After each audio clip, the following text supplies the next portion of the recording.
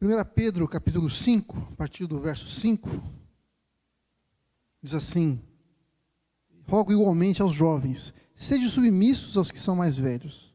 Outros sim no trato de uns para com os outros, cingivos de todos de humildade, porque Deus resiste aos soberbos, contudo aos humildes concede a sua graça. Humilhai-vos, portanto, sob a poderosa mão de Deus, para que Ele, em tempo oportuno vos exalte, lançando sobre Ele toda a vossa ansiedade, porque Ele tem cuidado de vós. Sede sóbrios e vigilantes. O diabo, o vosso adversário, anda em derredor, como um leão que ruge, procurando alguém para devorar. Resistir-lhe firmes na fé, certos de que os sofrimentos iguais aos vossos estão se cumprindo na vossa irmandade espalhada em todo o mundo. Amém, até aí.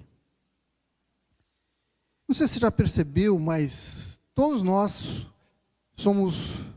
nos deparamos com lutas e ciladas e situações que parecem que foram desenhadas especificamente para nós. As nossas lutas não são aleatórias e sem significado. Parece que tem alguém que se preocupa em preparar alguma armadilha que cabe certinho para nós, que pega no nosso ponto fraco, que conhece as nossas fraquezas, conhece as nossas limitações e tenta nos fazer tropeçar. Você já sentiu assim? Uma situação que você fala, caramba, o cara sabe como pegar no meu pé, sabe como me tirar do sério? Não é à toa, gente. A palavra de Deus aqui está nos mostrando que, de fato, existe alguém, o nosso adversário, que tenta nos derrubar, que tenta nos tragar, que tenta nos devorar. E ele está ao nosso derredor. E quando ele diz que está ao nosso derredor, procurando alguém que possa tragar, não é alguma coisa aleatória e ocasional. Não, ele está lá o tempo todo. Está lá o tempo todo tentando identificar uma fraqueza, uma falha, uma limitação, uma oportunidade para tentar nos afastar do Senhor, para nos fazer cair, para nos desanimar. E é justamente por causa disso que Pedro escreve essa carta.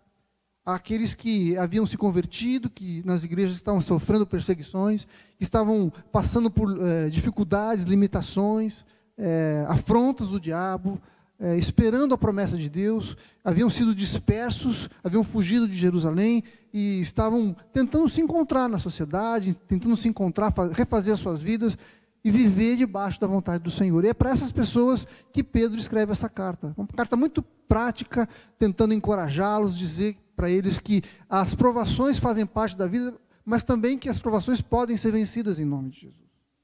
Então ele dá orientações muito práticas em como viver essa vida, essa nova vida que eles têm em Cristo, a despeito e mesmo em meio a muitas lutas e perseguições e dificuldades.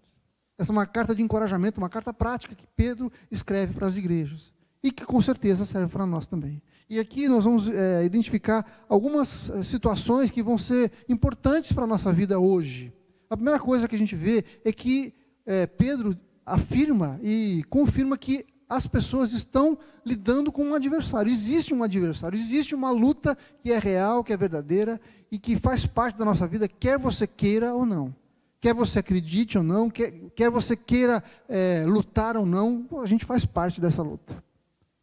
E a gente não pode se esquecer disso, que nós temos um inimigo verdadeiro, uma pessoa, um ser que se levanta contra nós. Por isso a gente não pode simplesmente escolher, falar assim, não estou a fim de lutar, vou ficar na minha. A melhor maneira de alguém ganhar uma guerra é fingir que ele não existe. O diabo tenta fazer com que você não acredite que ele existe. Ele quer que você pense que isso é história da carochinha, um conto de fadas. Onde já se viu o diabo, aquele ser com chifres e o tridente na mão, capa vermelha? Isso é coisa do passado. É isso que ele quer que você pense. Ao mesmo tempo, se ele não pode fazer com que você se esqueça dele, da sua interferência na nossa vida, talvez ele queira fazer o seguinte, fazer com que você pense que tudo é culpa do diabo. Tudo a gente tem que repreender, tudo a gente tem que amarrar, tudo a gente tem que se levantar contra, e a gente vive uma vida de medo, de incerteza, porque a gente está sempre olhando por trás do ombro. Será que o diabo está aqui? Será que o diabo vai me atacar? Será que eu orei certo? Será que eu fiz aquilo que tinha que fazer ou não? Então, se por um lado, muitas vezes ele tenta fazer com que a gente se esqueça que ele existe, outras vezes ele tenta fazer com que a gente pense que tudo é culpa dele, nos eximindo da nossa responsabilidade. E o que Pedro faz aqui é justamente o contrário. É dizer o seguinte, olha, o diabo existe, o adversário existe, ele está de fato rondando, mas existem estratégias que nós, como cristãos, como pessoas que creem no Senhor, que têm o selo do Espírito, que andam debaixo da palavra do Senhor, podem utilizar, estratégias que nós podemos utilizar para nos livrar das artimanhas do diabo, das tentativas do diabo de nos fazer cair e nos derrotar. E para isso, ele usa uma metáfora muito interessante. Ele fala que o diabo, nosso adversário, é como um leão que ruge, que está ao nosso derredor, tentando encontrar aqueles a que ele possa tragar, que ele possa devorar.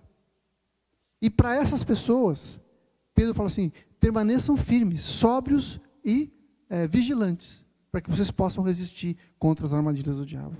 Vamos pensar um pouquinho em como que um leão se comporta, quais são as estratégias que esse animal, por que Pedro usa essa figura? Porque ele está tentando mostrar para a gente que o diabo se comporta muitas vezes como um leão caça.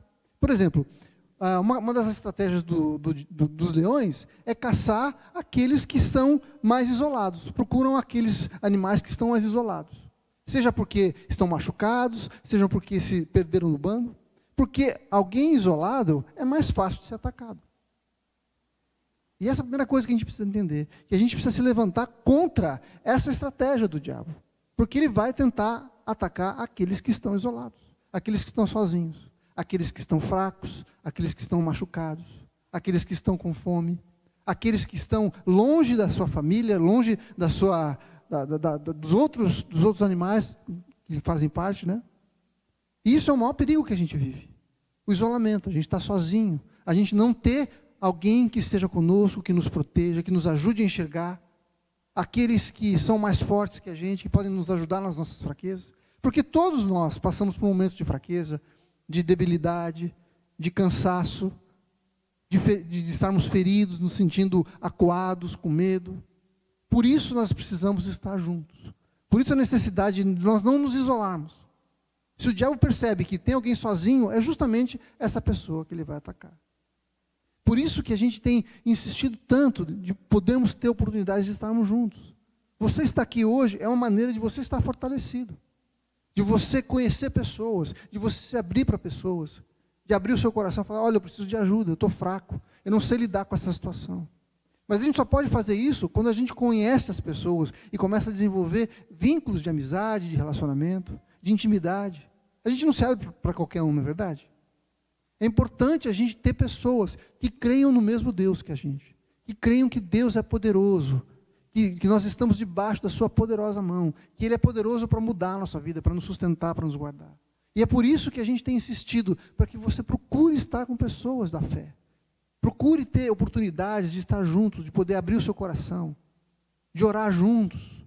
A gente tem criado oportunidades para a gente orar juntos, de estar juntos, de se conhecer, de compartilhar, de mostrar as nossas fraquezas, nossas debilidades, de modo que uns possamos estar orando uns pelos outros.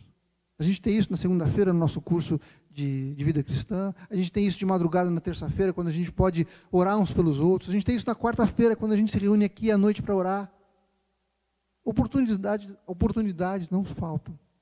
O que a gente precisa é estar junto do rebanho, para que o diabo não encontre ninguém isolado, ninguém sozinho, ninguém fraco, ninguém machucado, que possa ser alvo das suas tentativas.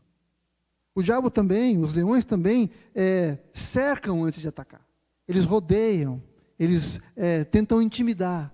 Quando um leão ruge, ele não ruge só para avisar que ele está chegando, ele ruge para tentar intimidar, para nos causar medo. E é exatamente isso que o diabo tenta fazer. O diabo ruge, fala no nosso ouvido palavras que tentam minar a nossa fé, a nossa força, a nossa esperança. Ele vem com acusações. Aliás, diabo significa caluniador, mentiroso. Ele vai tentar contar mentiras para você. Vai tentar questionar a sua fé, tentar questionar a sua salvação, tentar questionar a sua filiação de Deus. Ele vai falar assim, será que você é filho mesmo? Será que você é crente mesmo? Será que você merece o cuidado de Deus? Será que Deus está preocupado com você? Foi exatamente isso que ele fez com Eva, com Adão e Eva. Ele questionou o amor de Deus, mas será que Deus ama vocês? Ele está querendo separar, guardar vocês, guardar para ele alguma coisa especial. Por isso que ele não quer que você coma dessa árvore, porque ele não quer que você experimente, ele não quer que você seja igual a ele. O diabo vai tentar lançar mentiras. Dessa maneira que ele usa para rugir ao nosso redor. Ficar tentando questionar a sua identidade. Quando Jesus foi tentado no deserto, a primeira coisa que o diabo fala para ele é: se você é filho de Deus, manda que essas pedras se transformem em pão. Jesus tinha acabado de ser batizado e o céu se abriu e Deus falou nas nuvens: esse é o meu filho amado, em quem tenho muita alegria. E a primeira coisa que o diabo tenta fazer é questionar a filiação de Jesus. Será que você é filho de Deus? Se você é filho de Deus, então faz um milagre aí, prova aí. E muitas vezes o diabo faz exatamente isso com a gente. O rugido dele é a tentativa de nos fazer questionar a nossa identidade, questionar o amor de Deus por nós. Você está passando por essa prova que você está passando aí? Cadê o seu Deus? Por que Deus não faz alguma coisa? Por que você está com tanta dificuldade? Por que você está com tanto medo? Será que Deus não ama você, não cuida de você? E é isso que o diabo tenta fazer. Tentar rugir para questionar e tentar nos atemorizar. Muitas lutas a gente perde simplesmente porque a gente cede às tentativas do diabo de questionar a nossa identidade. E como é que a gente se firma? Como é que a gente revida essas coisas? Jesus lidou com as tentações do diabo através da palavra de Deus. É através da palavra, o conhecimento da palavra, que nós somos levados a permanecer firmes. Muitas vezes o rugido não é o ataque, o rugido é uma tentativa de nos desestabilizar. Outra coisa que é uma artimanha dos leões é atacar à noite, onde tudo está escuro, onde as pessoas estão sem conseguir enxergar as coisas, um lugar escondido. E muitas vezes nós somos levados a um lugar de tentação justamente nesse momento onde nós estamos na escuridão. Nos afastamos do Senhor, nos afastamos da luz que é o Senhor, da sua palavra. Ficamos suscetíveis aos enganos do diabo porque estamos longe, porque existem pecados ocultos, porque existe uma vida dupla, porque a gente é uma coisa aqui e é outra coisa completamente diferente no nosso dia a dia, porque a gente tenta fingir aquilo que nós somos. Isso é um lugar de escuridão. E tudo aquilo que está escondido tem medo da luz. E é nesse momento que o diabo se aproveita para nos atacar. A noite significa também isolamento. Você está longe das pessoas mais uma vez, né? A escuridão impede que você, ou favorece a não prestação de contas. A gente se afasta, se isola e impede que a gente possa mostrar para as pessoas quem somos de verdade. Nos dá uma falsa sensação de segurança, de podermos fazer o que a gente quer, como se ninguém estivesse vendo, mas sabendo que o Senhor nos vê. E é nesse momento que o diabo vem e tenta nos atacar, questionar a nossa identidade, quem somos, o que fazemos. Os leões testam as fraquezas do grupo. Ele faz um primeiro ataque e identifica aqueles que estão mais suscetíveis, e é justamente contra esses que ele se levanta. Mais uma vez, se estamos longe uns dos outros, não temos quem nos proteja. Não temos aqueles que vão se colocar, se interpor em nosso favor, nossa segurança. O Senhor é aquele que nos guarda, de fato, mas nós temos uma comunidade de apoio que pode ser instrumento de Deus para nos guardar. Então, essa é a estratégia do diabo.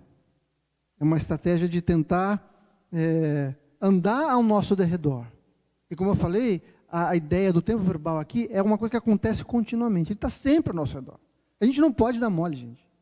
Não tem tempo de descanso para a gente. A gente tem que estar sempre sóbrios e vigilantes, porque o diabo vai se aproveitar de qualquer escorregadela que a gente possa dar. Isso acontece o tempo todo, e a gente precisa se lembrar disso, que ele está ao nosso redor, tentando e procurando alguém que ele possa tragar. Se ele está procurando alguém que ele possa tragar, significa que tem pessoas que ele não pode. O que leva uma pessoa a estar suscetível, então? Além do seu afastamento, do seu isolamento. Não é à toa que no texto a gente vê duas coisas que são muito claras que acontecem. A primeira é que o texto diz para a gente se revestir, fingir de humildade. O que é essa questão de ser humilde? A gente vê lá no verso...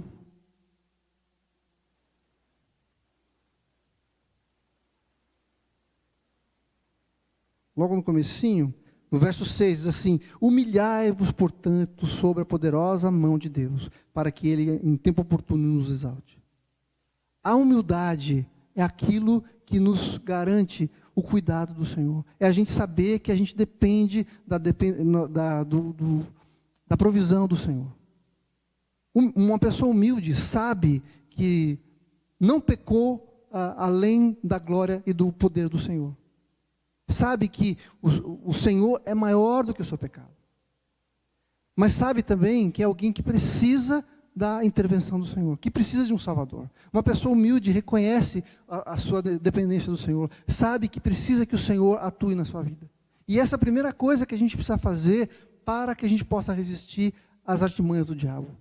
É viver uma vida de humildade. E humildade não é simplesmente, eu sou pequenininho, eu não sou maior, tem gente melhor que eu. Não é isso. Humildade significa você saber da sua dependência do Senhor, saber que nós precisamos do Senhor, que Ele é aquele que nos sustenta, aquele que nos guarda, aquele que nos salva. Humildade é sabermos que nós temos um Salvador, que precisamos de um Salvador. Mas também, humildade é saber que em qualquer momento que nós precisarmos do Senhor, apesar dos nossos pecados, apesar de sermos terrivelmente pecadores, o Senhor ainda é maior e poderoso para nos salvar, para nos livrar de toda a acusação do diabo.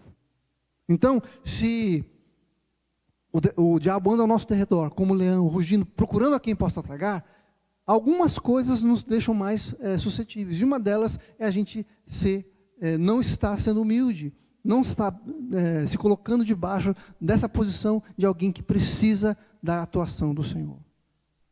Humildade significa falar: Senhor, eu preciso que o Senhor intervenha. Eu preciso que o Senhor se levante em meu favor. Eu preciso que o Senhor me salve. Eu preciso que o Senhor atue na minha vida. E a segunda coisa é que ele diz assim: lancemos sobre o Senhor toda a vossa ansiedade, porque Ele tem cuidado de vós.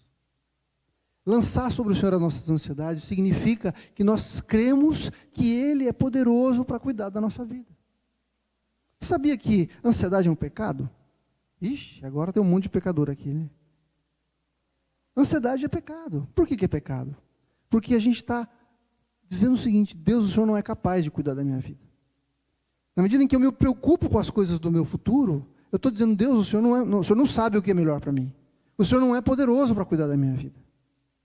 E é isso que tem a ver com ser humilde também. É reconhecer que o Senhor sabe melhor o que é para mim. Sabe melhor o que eu preciso. Sabe melhor aquilo que vai mudar e vai sustentar a minha vida. Lançar sobre o Senhor a nossa ansiedade significa que eu confio no seu poder. Confio que Ele vai suprir, que Ele vai fazer, que Ele cuida da minha vida. Lançar sobre o Senhor a nossa ansiedade significa tirar de sobre mim a responsabilidade de fazer tudo dar certo. A Bíblia é cheia de alguns paradoxos do tipo,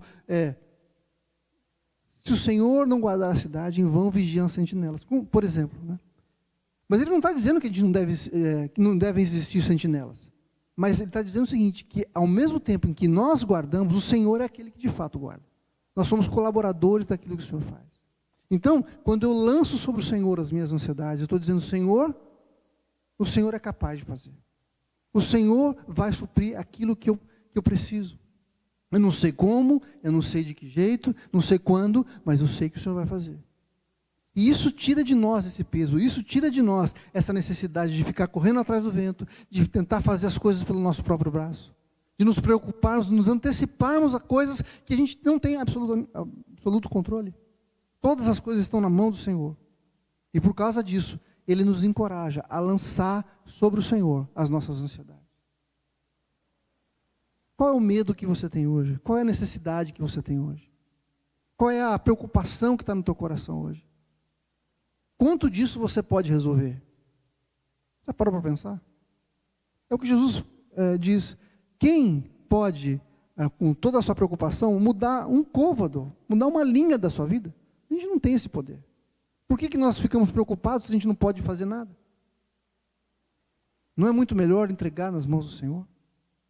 Mas para fazer isso, nós precisamos olhar para o Senhor e reconhecer quem Ele é, o que Ele faz, as promessas que Ele tem para nós. E isso traz glória para o Senhor. Senhor, eu não sei fazer, eu não sei como resolver, mas o Senhor sabe. Eu não sei como fazer, mas o Senhor sabe. Por isso eu posso descansar no Senhor. Lançar sobre o Senhor as nossas ansiedades, porque Ele tem cuidado de vós. Olha para o seu passado. Veja quantos livramentos o Senhor já trouxe para a sua vida. Quantos momentos você falou assim, Deus, eu não sei mais o que fazer. Eu não sei para onde eu vou, não sei como eu vou resolver essa parada. E sobrenaturalmente, o Senhor faz além daquilo que você tinha pedido ou pensado. O Senhor faz de uma maneira tão sobrenatural.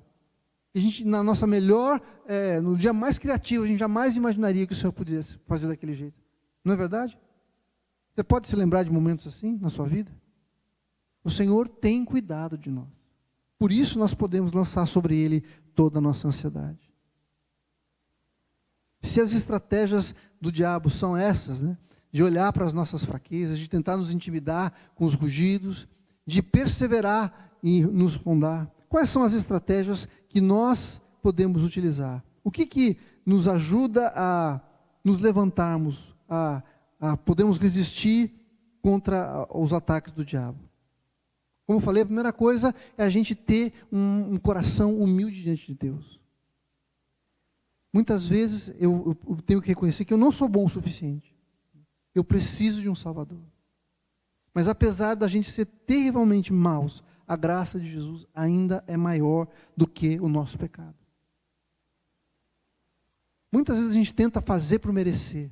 Muitas vezes a gente tenta equilibrar a balança das coisas boas que a gente faz contra aquelas difíceis, os pecados da nossa vida.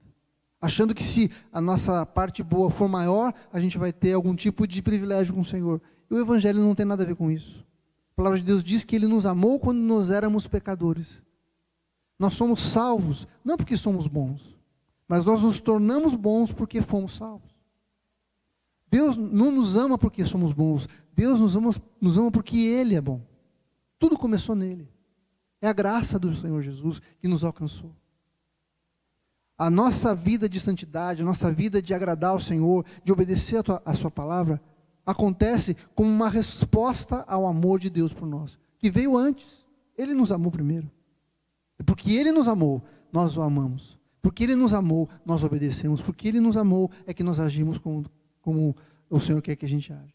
Não para conquistar algo da parte de Deus, mas porque Ele já nos deu tudo aquilo que nós precisamos. Então, a humildade é o primeiro passo para a gente lidar com os ataques do diabo. Lembrarmos que precisamos da intervenção do Senhor. Em segundo lugar, a gente precisa descansar no Senhor, lançar sobre Ele toda a nossa ansiedade, porque a fé, a certeza de que o Senhor cuida de nós, é o antídoto para toda ansiedade. Eu só posso deixar de ter medo quando eu sei que o Senhor está cuidando da minha vida. Lá em Mateus 6,25 diz assim: por isso vos digo, não andeis ansiosos, isso é Jesus dizendo, pela vossa vida, quanto ao que a vez de comer ou beber, nem pelo vosso corpo, quanto ao que a vez de vestir. Não é mais a vida do que o alimento, e o corpo mais do que as vestes? Em Filipenses 4,6 diz: não andeis ansiosos de coisa alguma, em tudo, porém, sejam conhecidas diante do Senhor todas as vossas petições, pela oração e pela súplica, com ações de graças. Quando eu oro ao Senhor e coloco para Ele as minhas necessidades, não que Ele não as conheça, mas eu estou falando para o meu coração: olha, Deus vai cuidar dessa área da sua vida. E Ele nos ensina a fazer isso com ações de graças. É como se eu dissesse: Senhor, eu sei que o Senhor vai fazer, por isso eu já te agradeço. Eu sei da tua fidelidade, por isso eu quero te louvar, eu quero te glorificar. Muito obrigado, Deus, por aquilo que o Senhor vai fazer, porque a minha vida está nas tuas mãos. Então, quando a gente se coloca numa posição de crer no cuidado e na provisão do Senhor, lançando sobre Ele as nossas ansiedades, nosso coração começa a descansar no Senhor. Eu não preciso mais ter medo, porque o Senhor é o meu pastor. E nada vai me faltar. Mesmo que eu ande pelo vale da sombra da morte, o Senhor me sustenta. A sua vara e o seu cajado me consolam. Me guardam, me sustentam, me provê, me livra do mal, me guia, me dirige. Lançar sobre o Senhor a nossa ansiedade significa: Senhor, eu creio no teu cuidado. Eu creio que o Senhor vai fazer na minha vida. Me colocar debaixo da poderosa mão de Deus. É reconhecer que Deus é poderoso para fazer aquilo que Ele quer. Ele não só pode fazer o que Ele quer, mas Ele sabe todas as coisas. Antes, durante e depois. Ele sabe todos os desdobramentos da nossa vida. Ele sabe exatamente aquilo que de fato precisamos. Como um pai que conhece o seu filho, que muitas vezes diz não para proteger o filho. Quem é pai aqui sabe. Quantas vezes a gente tem que falar não para alguma coisa que o filho pede? Por quê? Porque a gente é mau? Não, muito pelo contrário. Porque o filho não tem o discernimento ainda para saber. Saiba do seguinte, se hoje nós como pais somos muito mais capazes de identificar as limitações do nosso filho que é pequenininho, quanto mais o nosso Pai Celestial sabe a nosso respeito. Deus conhece o nosso coração. Ele sabe aquilo que de fato precisamos. E confiarmos nesse cuidado de Deus faz toda a diferença. Isso me livra de frustrações. Me livra de sentir assim, puxa, Deus não fez, acho que Deus não me ama porque Ele não fez. Uma criança quando recebe um não, muitas vezes, quando ela é muito pequenininha, ela vai chorar. Mas ela confia no pai. Não tem outra opção. Ela sabe que o pai tem a última resposta e está fazendo aquilo porque cuida, porque ama. Então, o medo que nós temos de não sermos amados desaparece quando nós reconhecemos que o Senhor é poderoso para fazer aquilo que é melhor para nós. E conhece aquilo que precisamos antes da gente abrir a nossa boca. A terceira maneira da gente resistir ao diabo e permanecer firme é justamente a gente andar em sobriedade. Ele diz assim, sede sóbrios. O que significa ser sóbrio? Sóbrio é o contrário de estar embriagado. Quando a gente está embriagado, a gente perde o controle do nosso juízo. A gente fala coisa que não deve, ri à toa. Muitas vezes perde a noção do perigo, não é isso? Quando a gente está embriagado, a gente perde o juízo, o raciocínio, o resguardo. A gente não tem noção das coisas que estão acontecendo. A gente perde o medo, perde o cuidado com as coisas que a gente fala. Por isso que o Senhor nos diz para sermos sóbrios, para a gente estar completamente no controle das nossas, não permitir que outra coisa nos dirija. O apóstolo Paulo fala assim, não vos embriagueis com vinho, antes enchei-vos do Espírito. Ou seja, o que ele está falando? Não fiquem debaixo da autoridade do vinho. Não sejam embriagados, mas estejam debaixo da autoridade do Espírito Santo de Deus. Então, quando ele diz aqui, sede sóbrios, ele está falando exatamente isso. Permaneçam debaixo daquilo que o Senhor tem para vocês. Sejam atentos, sejam ligados no que está acontecendo. Usem a capacidade de raciocínio, usem a capacidade de avaliar as circunstâncias. Ele diz, sejam sóbrios e vigilantes. Vigilantes também. É uma outra maneira da gente estar atento àquilo que está acontecendo. Veja, se o diabo está ao nosso derredor, a gente tem que estar vigiando. A gente tem que estar atento para ver aonde ele quer colocar conquistar algum espaço na nossa vida. Aliás, a palavra vigiai aqui aparece 23 vezes no Novo Testamento. Dessas 23 vezes, 18 foram usadas por Jesus. E dessas 18, 11 são um imperativo. Jesus dizendo assim, vigiai, presta atenção, fique atento, cuidado. Não se deixe levar, não fique à toa, não fique desligado, não fique distraído. Jesus falou para os seus discípulos, vigiem, prestem atenção. Vocês muitas vezes vão ser vencidos pelo cansaço, vão ser vencidos pela monotonia, vão ser atacados com impaciência, ou muitas vezes pela monidão, mas Jesus fala, vigiem, vigiai e orai, para que não entreis em tentação. Então, quando ele diz aqui, sejam sóbrios e vigiem, prestem atenção, vigilantes. Nosso chamado é para estar atento ao que está acontecendo. E se a gente der mole, gente, o diabo vai se aproveitar. Aliás, Paulo diz o seguinte, não deis lugar ao diabo. Não dê oportunidade para o diabo. Sabe aquela história de abrir brecha? É isso. É você não estar atento, você não estar vigilante. É você permitir que pecados nos afastem do Senhor, nos levem ao isolamento, nos levem à fragilidade, nos sentir fragilizados. Dar brecha para o diabo, dar espaço para o diabo, é justamente esse tipo de coisa. Lugares onde ele pode falar assim, está vendo? Você não pode. Você fez isso. O que a gente faz quando o diabo tenta nos acusar? Senhor, o Senhor é poderoso para perdoar todos os pecados. 1 João 1,9 diz assim, se confessarmos os nossos pecados, Ele é fiel e justo para nos perdoar os pecados e nos purificar de toda injustiça. Imediatamente os nossos pecados são perdoados. Imediatamente o diabo vai ter que virar as costas e sair envergonhado, porque não tem mais do que nos acusar. Quando ele tentar nos acusar, o Senhor fala assim: eu os justifiquei, eles estão cobertos com sangue, eles se arrependeram dos seus pecados, estão purificados, e por isso não tem nada que possa tirá-los da minha presença. Estar sóbrios e vigilantes é entendermos a posição que temos em Cristo Jesus, é sabermos que Ele nos comprou um lugar de misericórdia e de graça. E Ele diz assim: sede firmes, permanecei firmes. Agora, firmes como? Resistir firmes na fé. Resistência não é simplesmente eu ficar segurando assim para o diabo não vir me atacar. Não vem. Resistir é ir contra, é se levantar contra. Não uma atitude simplesmente passiva, de não receber um ataque, mas é ir contra, nos posicionarmos contra o diabo. E como é que a gente faz isso? Como é que a gente pode permanecer firme? Jesus, quando termina o seu sermão lá na montanha, ele usa uma parábola. Ele fala assim: eu vou comparar aquele que ouve as minhas palavras e as pratica, aquele que constrói a sua casa sobre a rocha, sobre o lugar firme. Porque quando vier a tempestade, a casa vai permanecer firme, não vai ser derrubada, porque está sobre a rocha, está sobre um lugar firme. O Senhor é a nossa rocha.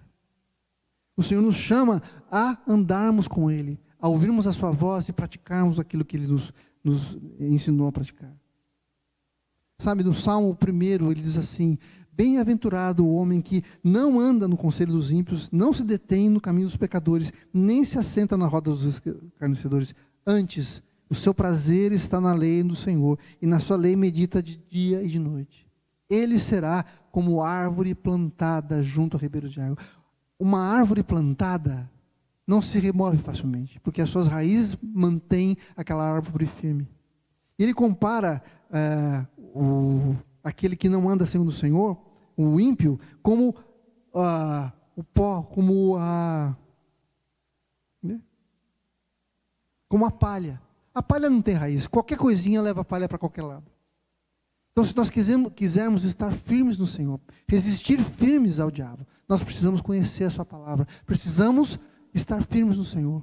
E como é que a gente faz isso? Andando e praticando a sua palavra, ouvindo o que o Senhor diz e fazendo aquilo que Ele nos diz, pela fé.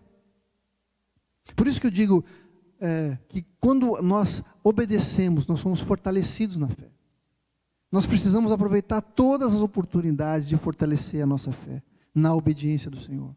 Fazer aquilo que é difícil, aquilo que ninguém quer fazer, aquilo que as pessoas falam: imagina, isso aí não é ridículo, isso aí é coisa do passado.